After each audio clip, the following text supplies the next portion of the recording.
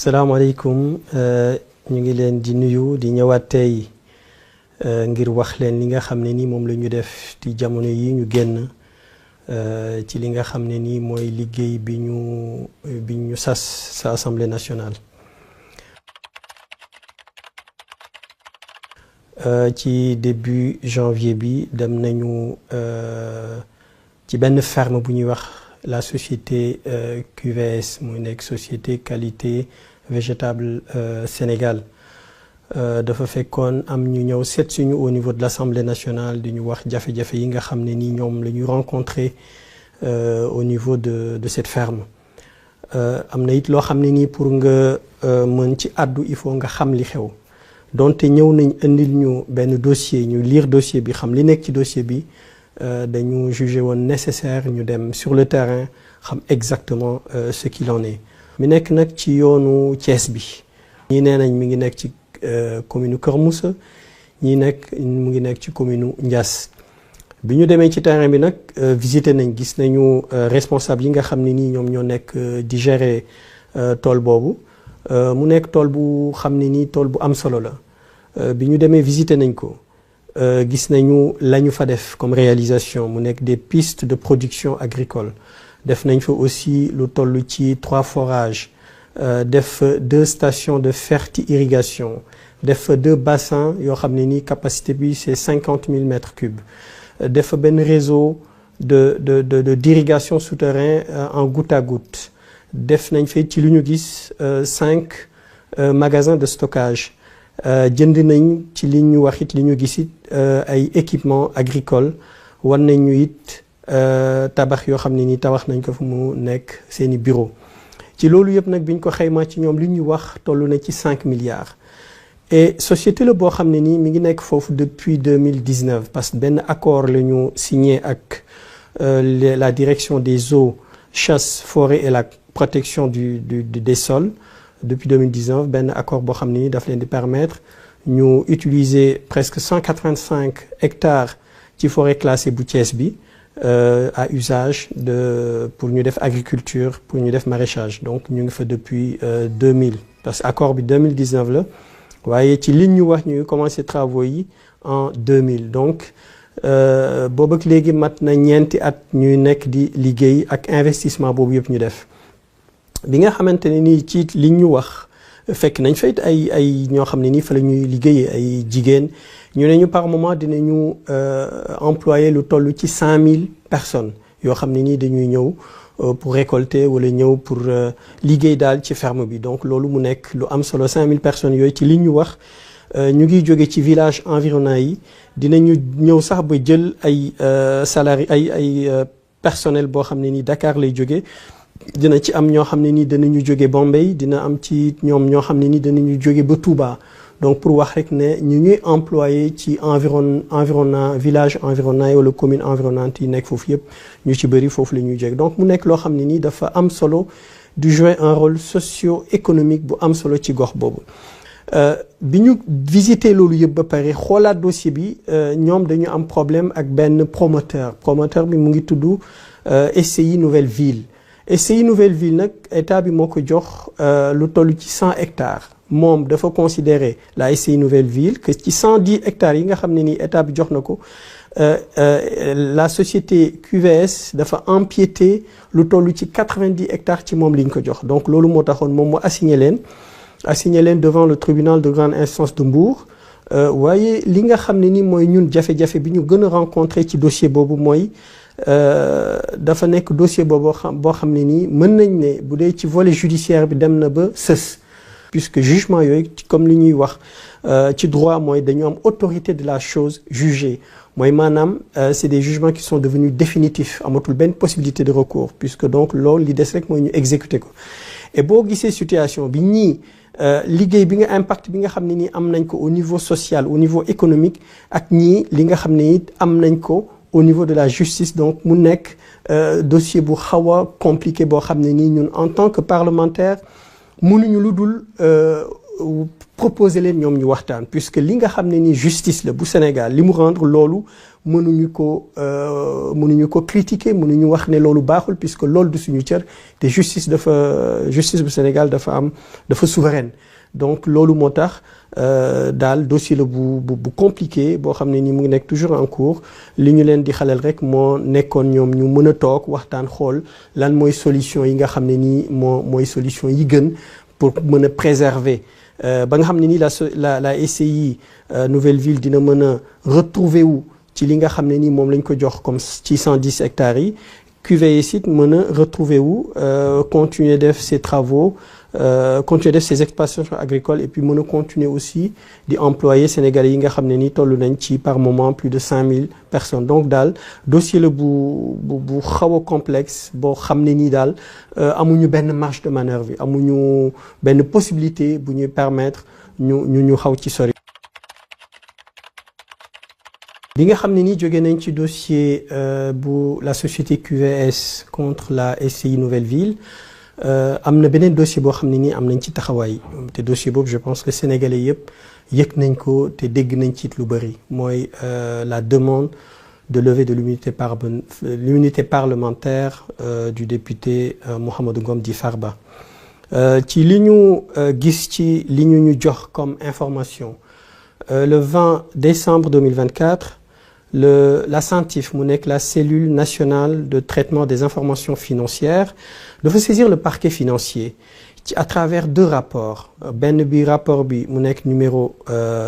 41 beneen bi nekk numéro 51 ci rapport yooyu nag ci li ñu wax ak li ñu transmettre ci yenn information yi dafa nekk ay rapports yu concerné Farba Ngom ci rapport yooyu am na li nga xamante ne nii ñu def jàpp nañ ne ay faits la yoo xam ne nii dañ koy toppee faits yooyu nag mën nañu qualifier faits yooyu d'infraction ci rapport bi nga xam ne nii mooy rapport numéro 51 bi am na 6 infractions yoo xam ne nii jàpp nañ ne ñoom mën nañ ko toppee bi ci jëkk mooy association de malfaiteurs bi ci topp mooy blanchiment de capitaux beneen bi 3e bi mooy escroquerie portant sur des deniers publics 4e bi moo nekk trafic d'influence 5e bi fraude fiscale et 6e bi abus des biens sociaux donc loolu moo nekk 6 infractions yi nga xam ne nii ci rapport numéro 51 procureur bi jàpp nañ ne infraction la yoo xam ne nii war nañ ko mën a toppee le député Mouhamadou Ngom di Farba ci rapport numéro 41 bi boobu benn infraction lañ koy toppee mooy complicité de la commission des 3 premières infractions mooy 3 premières yi ma waxoon bi ci jëkk mooy association de malfaiteurs blanchiment de capitaux escroquerie portant sur des deniers publics. mi nga xamee ne loolu ñoom jot nañu rapportu CENTIF bi ba càmbar ko jàpp ne war nañ ko toppee infraction yooyu dañu saisir le procureur général près de la cour d'appel de Dakar pour mu demander le ministre de la Justice, garde des Sceaux, pour nous demander au président de l'Assemblée nationale pour nous lever l'immunité parlementaire du député Mouhamadou Ngom di Farba. Donc procédure bi respecté nañ ko waaye ci procédure boobu dafa am leneen loo xamante ne nii le procureur général du parquet financier waroon na ko def kooku c'est la loi relative à la lutte contre le blanchiment de capitaux ak la lutte contre le financement du terrorisme loolu loi boobu moo ko wax ni ko en son article 69 situation boobu bu amee su amee nit koo xam ne nii dañ koy yaakaar ne war nañ ko toppee infraction yooyu dafa war a saisir tout de suite un juge d'instruction donc ci li ñu gis nag le procureur général du parquet financier jotul saisir ci liñ ñu wax ci dossier yi ñu jox information yi ñu am saisiragul woon un juge d'instruction alors que loolu c'était d'office c'était obligatoire donc loolu jàpp nañ ne nekk na mbir boo xam ne nii le procureur général du parquet financier waroon na ko def waaye def ko waaye loolu ñu bëri nee nañ loolu amul benn gàkk-gàkk ci procédure bi nga xam ne nii moom la ñu topp bi nga xam ne nii le président de l'Assemblée nationale saisir nañ ko moom li mu def dafa convoquer la conférence des présidents ñu toog en réunion mu informer leen de la saisine bi nga xam ne nii le ministre de la Justice garde des Sceaux def na ko suite ak chaîne bi ma leen wax yooyu ñëpp ci la ñu décider enclencher la procédure wax demander au président de la commission des lois de convoquer une réunion au niveau de la commission des lois pour qu'il mette en place la commission ad hoc. Parce que comme ni ñu ko xamee l'article 52 du règlement intérieur de l'Assemblée nationale dafay wax ne situation yooyu bu amee l'Assemblée nationale doit mettre en place une commission ad hoc. Donc commission ad hoc boobu nag bi nga xam ne ni commission des lois daje nañ ci la ñu ko mettre en place ni ñu ko mettre en place mooy groupe bi nekk parce que Assemblée nationale ren ñaari groupe parlementaire moo fa am benn bi mooy le groupe parlementaire du parti PASTEF beneen bi nekk le groupe parlementaire Takku Wallu mu am ñeneen ñoo xam ne ni duñu groupe parlementaire mais dañ leen di woowee les non inscrits donc ñooñu ñetti regroupement yooyu ku ci nekk dafa envoyé nit selon le prorata bi nga xam ne nii moom nga am ci nombre de députés. La commission est composée de 11 membres. Le parti PASTEF a envoyé 9 députés. loolu mooy li nga xam ne nii règlement intérieur Assemblée nationale may na ko à travers l'article 34. Le groupe parlementaire Takku Wallu envoyé benn député, les non inscrits envoyé benn député yàlla def man ma bokk ci man ma nekk député bi nga xam ne nii non inscrit moom la ñu envoyé ci commission ad hoc boobu. Donc bi ñu dajee en commission des lois ba waxtaan ba constituer la commission mettre en place ñu dellu informer le président de l'Assemblée nationale à travers le secrétaire général de l'Assemblée nationale ci la ñu convoqué la plénière bi nag rôle mooy mu valider ci la nag commission ad hoc bi soog a mën a commencer di liggéey waaye difficulté bi nga xam ne nii rencontré nañ ko man laay wax personnellement rencontré naa ko ci commission ad hoc boobu nga xam ne nii ci laa nekkoon moo di ay difficultés liées au texte et liées au règlement intérieur de l'Assemblée nationale.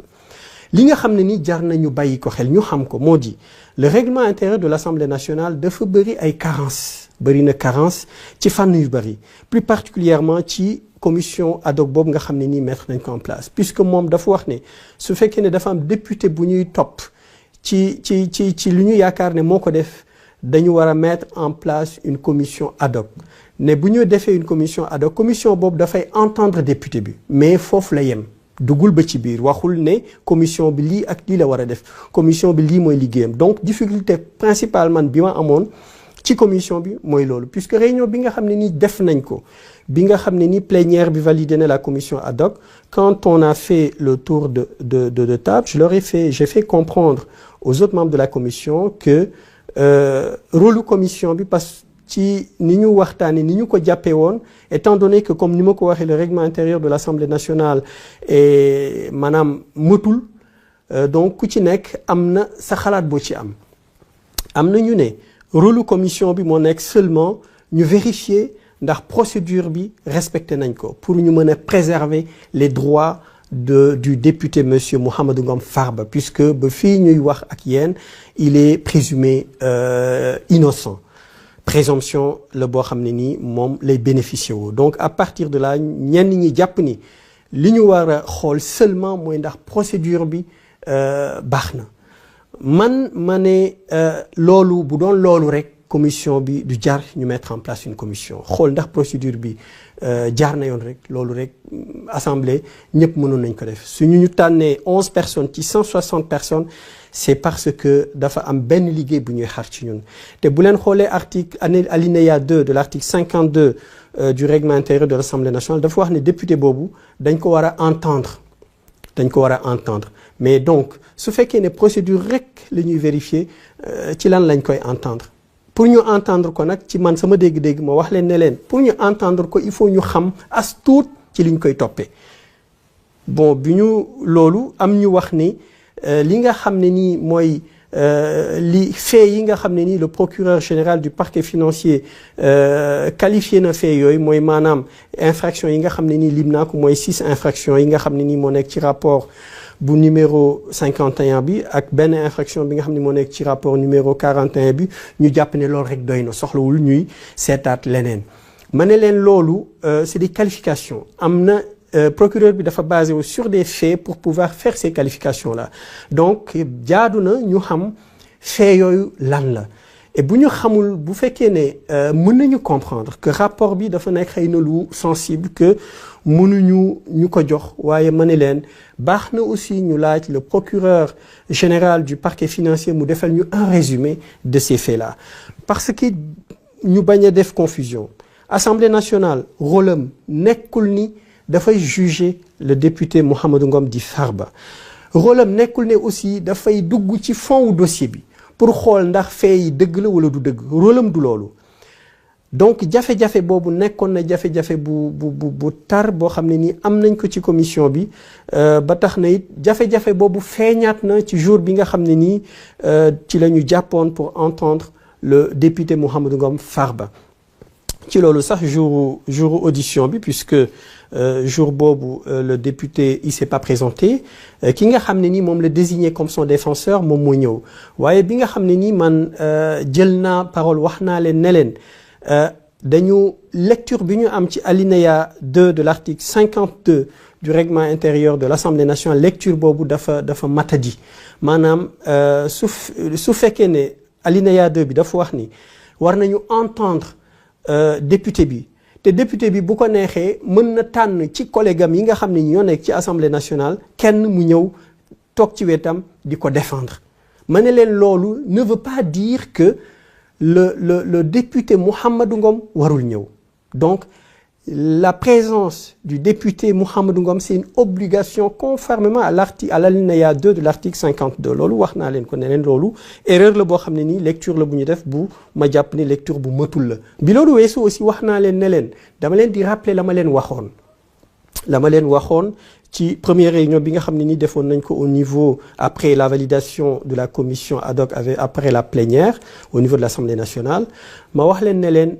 xëy na jafe-jafe bi ñu am moo di le règlement intérieur dafa amul benn précision dafa incomplet et aussi bien la constitution waxul dara ci fànn boobu maanaam commission bi li mu war a def maanaam ses attributions ni la constitution de la République de notre pays waxu ci ni le règlement intérieur waxu ci donc mu nekk benn vide boo xamante ne nii ku nekk da ngay interpréter à sa façon donc d'ailleurs sax loolu moo taxoon bi nga xam ne nii waroon nañu veille bi ñuy war a auditionner le député Mouhamadou Ngom Farba ma def benn contribution di rappeler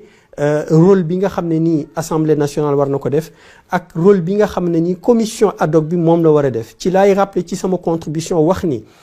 donte le règlement intérieur de l'Assemblée nationale waxu ci donte la constitution de notre pays waxu ci waaye au niveau du Parlement ci espace francophone bi bari na ci ñoo xam ne nii lii la ñuy appliquer et d'ailleurs le Conseil constitutionnel français l'a confirmé mooy maanaam commission ad hoc bu demee ba war a entendre benn député ci loo xam ne ni dañ ko war a toppee pour ñu lever immunité parlementaire am ñaari critère la war a ceytu moom la war a xool moom la war a étudier bi ci jëkk mooy commission bi dafa war a vérifier si la demande du ministre de la Justice garde des Sceaux si la demande elle est sérieuse loyale et sincère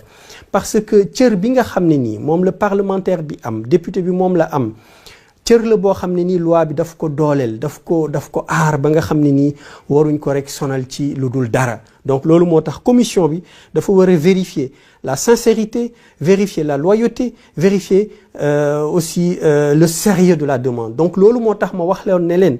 loolu critère boobu pour ñu mën ko apprécier il faut ñu xam les faits il faut ñu xam au minimum li nga xam ne nii loolu lañ koy toppee à défaut d'avoir le rapport ce que je peux tout à fait comprendre ñu am ne serait-ce que benn résumé des succincts des faits mais malheureusement amuñu ko. Deuxième critère bi moo nekk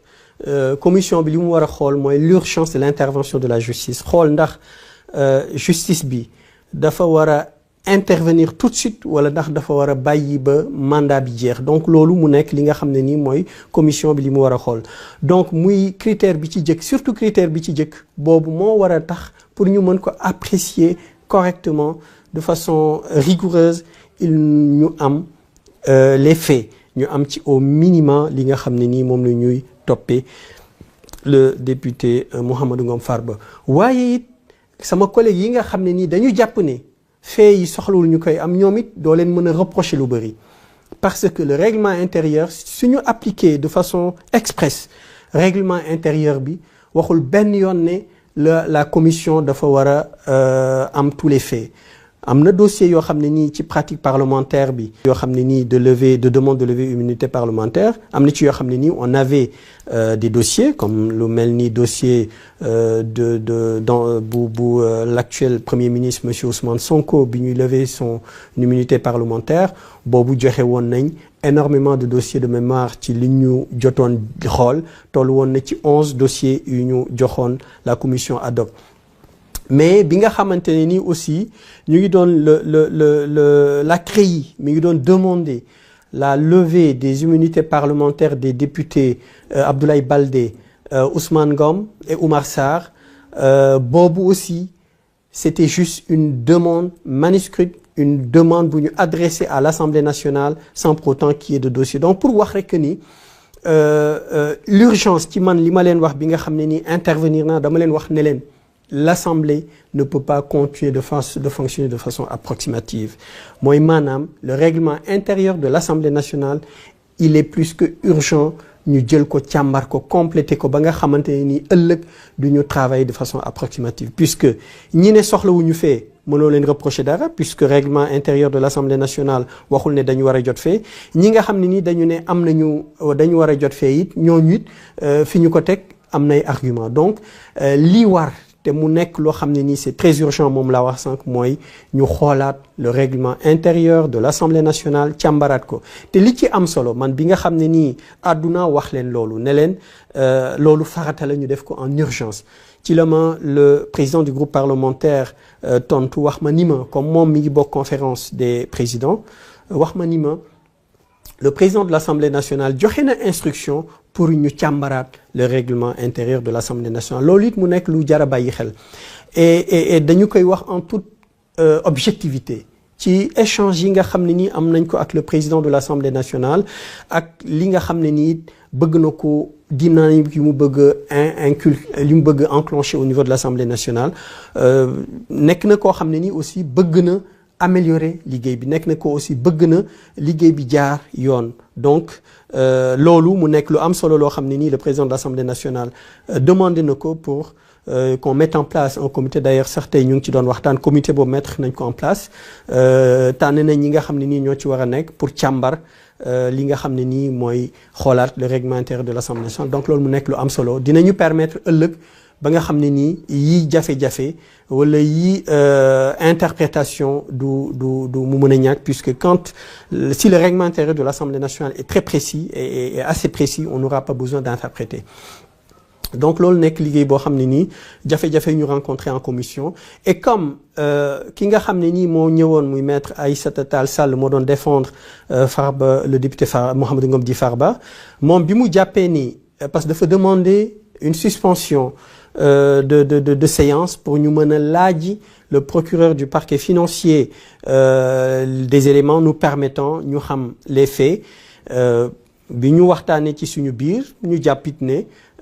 comme règlement intérieur de l'Assemblée nationale waxul benn yoon ne commission bi dañ ko war a jox rapport wala dañ ko war a jox lii dafa ne rek dañ ko war a entendre lépp loo xam ne ni ku ci nekk yaa ngi koy laaj interprétation lay nekk donc loolu mënul nekk un blocage puisque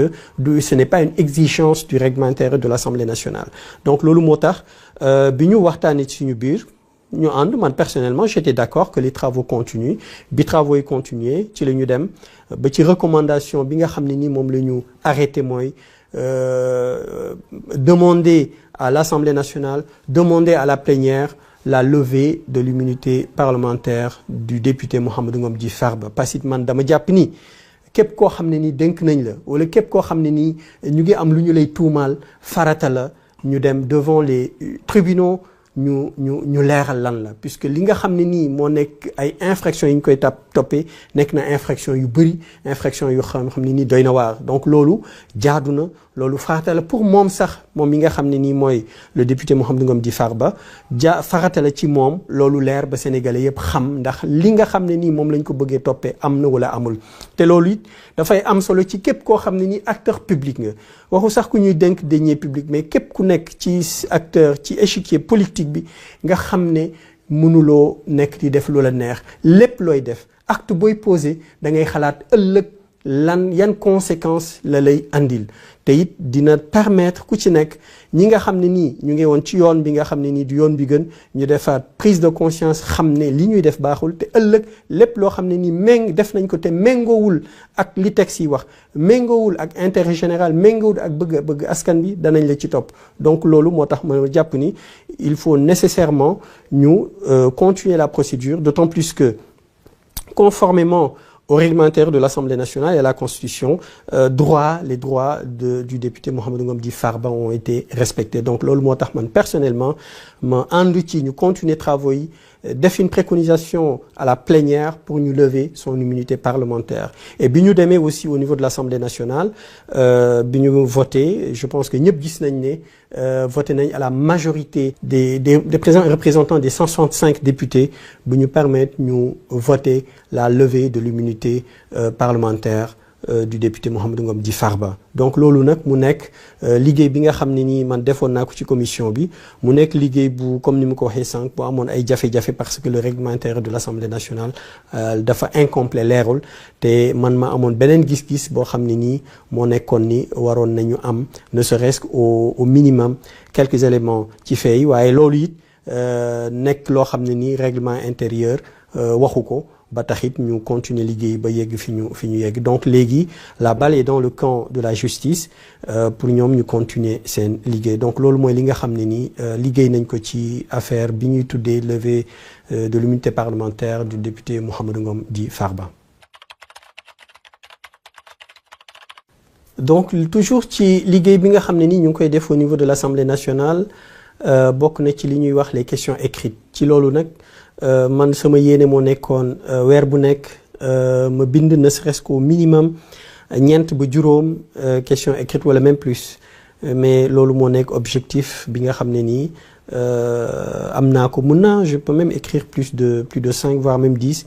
mais l'intérêt c'est pas seulement d'écrire pour écrire da ngay cibler li nga xam ne nii des problématiques yu am solo nga bind ci donc ñaari question la bindagum pour le moment bi ci jëkk mooy li nga xam ne nii mooy bateau bee nekk au niveau du port benn méthanier mu nekk une centrale électrique flottante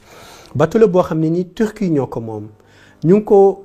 installé foofu depuis ci nguuru président Macky Sall pour mu indi 15% électricité sur le territoire national loolu mun ñuy fàttaliku le plan Takkal du temps du président Abdoulaye Wade ñu xamit jafe-jafe yi nga xam ne nii plan boobu la andil Sénégalais yi ak li mu coûté Sénégalais en termes de coût financier donc loolu moo tax pour ñu xam exactement ce qu'il en est ma envoyé benn courrier adressé ko au ministre chargé de l'énergie di ko laaj ne ko bateau boobu lan lay coûté actuellement bañ ko installé ak léegi ñaata lay coûté Sénégalais yi laajit ko ne ko est-ce que li nga xam ne nii bateau boobu moom la ñu nekk di ko fay est-ce que mënul tabax benn centrale électrique boo xam ne nii dinañu permettre mu nekk centrale boo xam ne nii Sénégal moo ko moom et dootuñu permettre ñuy def location di fay ñi nga xam ne nii ay prestataires la te dëkkuñu Sénégal te xam nañ ne bateau boobu ça li mu ñuy coûter bare na lool te risque bi moo di su fekkee ne dem nañ ba am ay jafe-jafe fayuñu leen ñoom mën nañu débrancher bu boobaa 15% électricité dootul am mën a nekk ci Dakar comme mën a nekk sur tout le territoire national donc loolu mu nekk loo xam ne nii war nañ ci bàyyi xel laaj naa ko aussi ci question bi laaj ko ne ko bi ñuy installer bateau bi est-ce que defoon nañ diagnostic environnemental puisque le code de l'environnement dafay wax ni travaux yu mel noonu su waree am dafa war a am ay investigation yu war a def ma di ko laaj pour préserver l'environnement marin pour préserver le patrimoine culturel bi nga xam ne ni soriwul mu nekk l'île de Gorée puisque bateau bi soriwul ak l'île de Gorée donc loolu moo taxoon ma laaj le ministre de l'énergie laaj ko ne ko bateau boobu ñaata lay coûter actuellement Sénégal li muy coûter Sénégal est-ce que mënuñu ci tabax benn centrale électrique laajit ko ne ko ndax def nañu ay investigation avant ñu di ko mettre en place donc loolu moo nekkoon question bi ci jëkk deuxième question écrite bi mu nekk mu dellu ci wàllu les concours nationaux surtout bi ma ci gën a ciblé mooy ENAM parce que dañuy wax ne concours bu ñu koy def dañu war a nekk égalité de chance mooy sénégalais yépp yi koy def dañu war a toll au même niveau d'égalité mais li ñu ci seetlu mooy concours yooyu Dakar lañ koy defee bu fekkee ne da nga dëkk fu sore pour nga ñëw def concours bi da ngay rencontrer jafe-jafe yu bëri su fekkee ne amoo fa dëkk Dakar su fekkee ne amoo benn attache fii pour nga def concours bi dafay metti lool doo am benn sérénité donc loolu moo taxoon ma adressé courrier bi le premier ministre puisque école concours ENAM bi école bi koy gérer ci tutelle premier ministre la nekk di ko wax ne ko est-ce que xalaatuñu décentraliser concours yooyu puisque gis nañu concours police nationale bi ci temps Covid bi dañ ko décentraliser woon maanaam defoon nañ ko ci yenn régions yi donc loolu mu nekk loo xam ne nii lu mën a nekk la donc comme defoon nañ ko du temps de la Covid nekk na loo xam ne nii expérience la bu ñu def déjà donc war nañ ko mën a def ci concours nationaux yi ba nga xam ni sénégalais boo xam ne nii bëgg nga def concours bi foo mën a nekk ci Sénégal nga mën a dem ci sa région bi nga nekk nga def ko sereinement def ko avec tranquillité ba am chance yëpp pour mën a réussir donc loolu moo ne woon deuxième question bi xam naa nag ñàkk jot moo tax jotuñu bindaat yeneen am na sax question yoo xam ne bind nañ ko mais déposé guñ ko mais ci suñu prochaine intervention yi ñuy ñëw pour wax leen li nga xam ne ni moom la ñu liggéey au niveau de l'Assemblée nationale dinañ ci ñëwaat wax leen question écrite yi ñu def.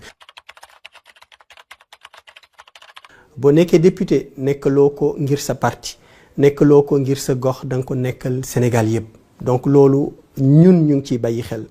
te ñu ngi député it ñi ñu liggéeyal yëpp loolu lañ leen di wax xamal leen ne leen nekk luñ fi seen gox nekk luñ fi seen parti politique Sénégal yëpp lañ fi nekkal donc intérêt Sénégal la ñuy défendre ba tax ne liggéey boobu dañ ci war a taxaw ndax man bokk na ci li nga xam ne nii pour man war nañ ko saafara nu mu gën a gaawee donte it am na ñoo xam ne nii amuñ jot waaye su fekkee ne da nga def campagne wax Sénégal yëpp wax ni dama bëgg représenter askan bi au niveau de l'Assemblée nationale pour défendre seeni intérêts pour jàppale nguur gi dans le cadre d'évaluation des politiques publiques dans le cadre du contrôle de la politique publique dans le cadre de légiférer maanaam de def des projets des propositions de loi loolu bu fekkee ne da nga wax Sénégal yëpp wax leen ne da nga ko bëgg la leen wala représenter au niveau de l'Assemblée nationale ñu jox la seen kàddu ba ñu fal la waroo def leneen lu dul lépp loo xam ne nii war nga ko def ci sa cadre mission boobu la Sénégal yi jox nga def ko mais député yoo xam ne nii dañuy plénière rek la ñuy ñëw am na ci ñoo xam ne ni sax travaux yi ñuy def duñ ci teew donc loolu man personnellement nekk na loo xam ne nii rafetlu ma ko puisque maa ngi ciy waxtaan sax ak quelques collègues di leen wax ne moi je pense qu'il est nécessaire que l'Assemblée nationale dans le règlement intérieur qu'il y ait des dispositions yu wax clairement que député bi su absenté autant de fois ci en commission ou en plénière Assemblée nationale jël ay sanctions puis it du rek dañ lay fal ba pare nga nekk du vaquer à tes occupations alors que yaa ngi war a nekk Assemblée nationale am na ci ñoo xam ne nii am nañu contraintes yu bëri des contraintes professionnelles wala contraintes yeneen mais du tee danañu boole lépp xool nu ñu koy defee ba seen li nga xam ne ni moom lañ leen dënk ñu mën ko mottali donc loolu daal nekk na loo xam ne ni maa ngi ko bëgg partager ak Sénégalais yi ñu xam ne man personnellement ci sama wàll loolu nekk na loo xam ne nii maa ngi koy bàyyi xel bu baax a baax a baax mooy li nga xam ne nii moom la askan bi bëgg li nga xam ne nii moom la askan bi dënk ñu bàyyi ci xel def suñu kéemtalaay kattan ba ëllëg di ñu mën a siggi jàkkaarloo askan bi ñu xam ne li ñu waroon def nañ ko donc loolu daal moo nekk suñu credo moo nekk suñu leitmotiv donc loolu ci la ñu nekk ci la ñu it ñaan yàlla nekk durant tous les 5 ans yi nga xam ne nii mooy durée mandature bi donc ñu ngi leen di remercier wasalaamaaleykum wa rahmatulah